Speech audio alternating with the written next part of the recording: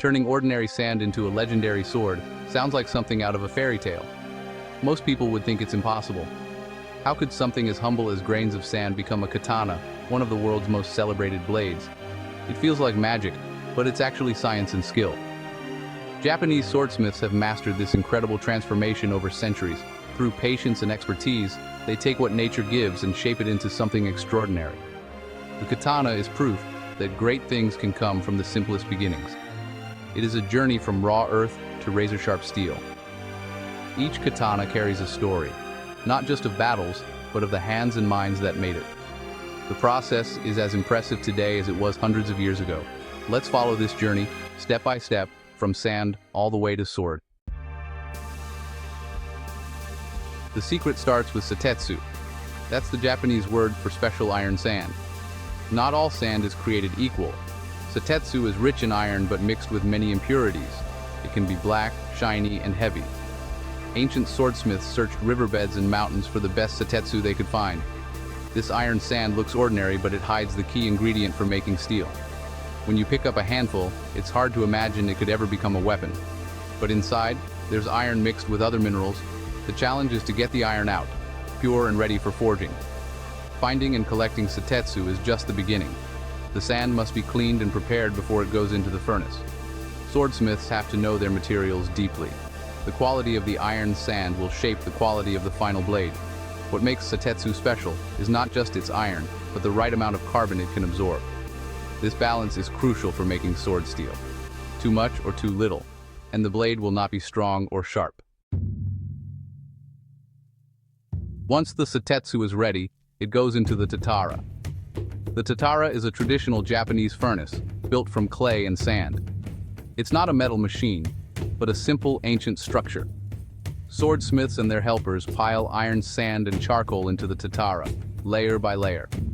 The tatara is fired for days, reaching temperatures over 1,500 degrees Celsius. It takes constant attention. Bellows pump air to keep the fire hot. The team works around the clock to control the heat and timing. There are no computers or readouts, just experience, teamwork, and sharp eyes. Modern steel factories use machines to control every detail. The tatara relies on human judgment. If the fire is too hot or too cool, the steel will be ruined. The furnace must be built and demolished for every new batch. This is a process that leaves no room for mistakes. Running a tatara is both an art and a science. The swordsmiths must understand how the fire, fuel, and sand work together. The result is not just steel, but a living connection to history. Inside the roaring tatara, something remarkable happens. The heat melts the iron out of the sand and mixes it with carbon from the charcoal. At the same time, the fire burns away many impurities. The iron doesn't turn into a liquid like water, but forms a spongy mass called the kira, or steel bloom. This steel bloom is pulled from the furnace after the fire dies down. It's heavy, rough, and looks nothing like a sword. The kira contains both steel and leftover slag. Swordsmiths must break it apart to see what they have made.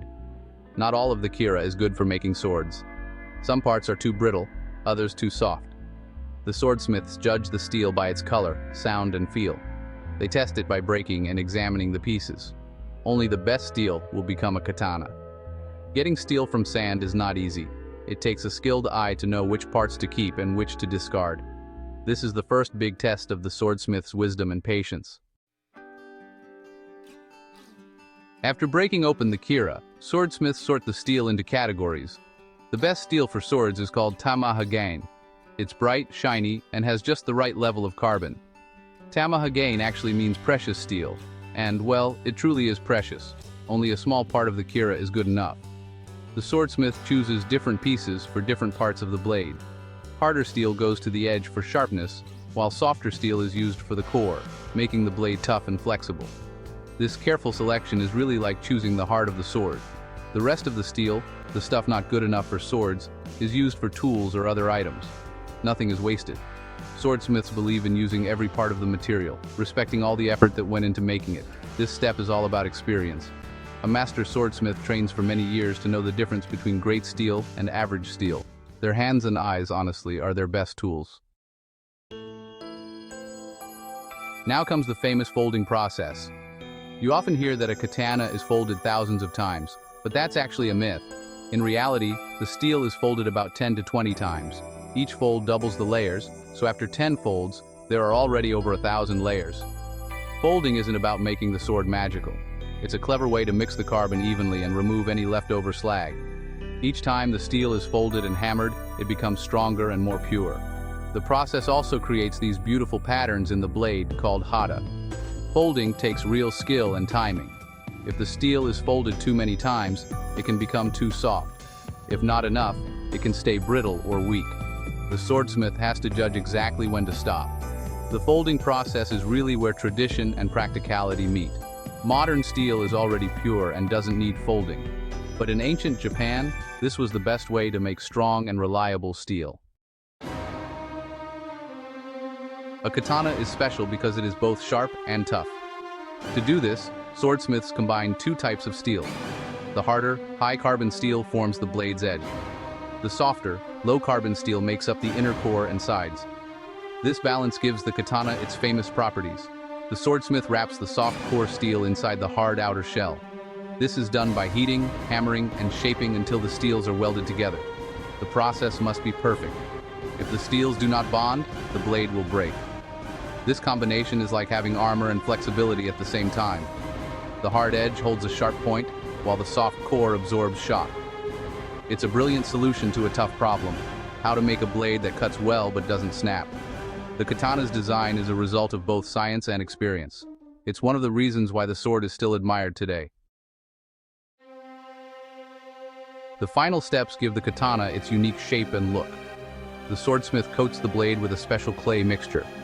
The edge gets a thin layer, while the back receives a thicker coating. This controls how fast different parts cool during hardening. The blade is heated until it glows, then plunged into water. The edge cools very quickly, becoming extremely hard. The back cools more slowly and stays softer.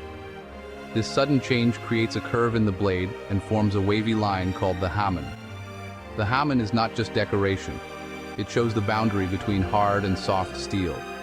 Each swordsmith has their own style, making every blade unique. Quenching is risky. If the blade cools too fast, it can crack.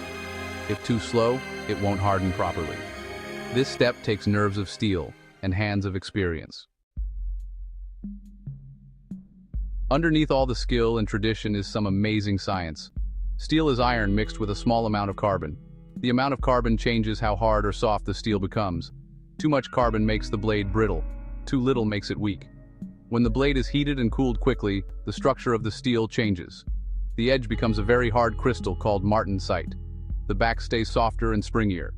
These changes happen at the atomic level, but swordsmiths learned to control them long before modern science could explain how. The tatara, folding and quenching all shape the steel's properties. Every step is about getting the right balance between hardness and toughness. Japanese swordsmiths were true scientists, even if they didn't use the word. Their experiments and experience built a deep understanding of materials and heat. The katana is more than just a sword. It's a symbol of patience, teamwork, and human ingenuity. Every blade is the result of years of practice, careful science, and deep respect for nature's materials. Turning sand into steel is a journey that combines tradition and discovery. Modern engineers still study the katana to learn its secrets. The mix of hard and soft steel, the precision of the process, and the beauty of the final blade are unmatched. It's a reminder that ancient craftsmen could do amazing things with simple tools and sharp minds. Owning or seeing a katana is like holding a piece of history. It connects us to the story of people who turned sand into something remarkable. The katana's legacy is not just in its sharpness, but in the mastery and science behind every blade. From humble iron sand to a work of art, the katana's creation is a testament to what humans can achieve when they mix curiosity, skill, and science.